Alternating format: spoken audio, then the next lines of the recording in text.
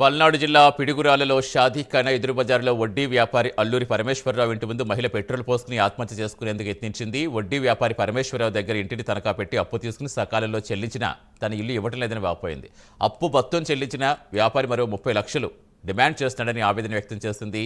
ఎన్నిసార్లు అడిగినా వ్యాపారి వినకపోవడంతో పెట్రోల్ పోసుకుని ఆత్మహత్యకు యత్నించింది. విషయం తెలుసుకున్న పోలీసులు మంగమ్మను స్టేషన్కు తరలించారు. పోతున్నాడు, డబ్బులు కావాలని అడిగితే అదే సాట పరమేశ్వరరావు ఉన్నాడు, అతని కాడ నేను ఇప్పిస్తాను అన్నాడు. అనంటే ఎంత ఇప్పిస్తావు ఏందనంటే నాకు 7 లక్షలు అడిగినందు. 7 లక్షలు అడిగితే ఇల్లు దానికి ఏం సురుటి ఏం పెడతామంటే నేను అగ్రిమెంట్ రాసిస్తాను అయ్యా అన్న.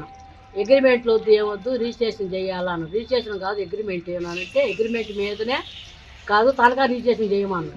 సరే తనఖా రిజిస్ట్రేషన్ చేయించుకో, నా డబ్బులు 7 లక్షలు కావాలని ఇచ్చిండు. ఇచ్చి 1 లక్ష ముందే తీసుకున్నాడు తనే. మళ్ళీ తీసుకొని మళ్ళా పోయిన సంవత్సరంలో 9వ నెలన 3 లక్షలు కట్టే. 3 లక్షలు కట్టిన కాడించి నీ బట్టి అయ్యే కాడ డబ్బులు తెచ్చుకున్నాను. 7 లక్షలు తెచ్చుకుని నేను ఆయనకి 7 లక్షలు ఇవ్వాలి. 7 లక్షలు ఇస్తా పరమేశ్వరం అని చెప్పి డబ్బులు తెచ్చుకున్నా.